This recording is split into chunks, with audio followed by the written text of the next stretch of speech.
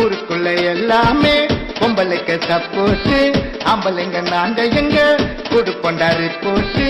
கையில கொடுத்து புட்டா 1 இயர் வாரண்டி, காலம் புள்ள தர மாட்டா எனக்கு அவ கேரண்டி.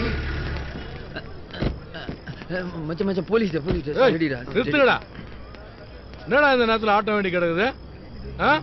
வீட்டுல பொண்டாட்டி தொலை தாங்க முடியல சார், அதான் இப்படி ரோட்ல ஆடிட்டு இருக்கிறோம். அதனாலதான் நானே நைட் டியூட்டி வாங்கி பாத்துனுக்கிறேன். என்ஜாய்.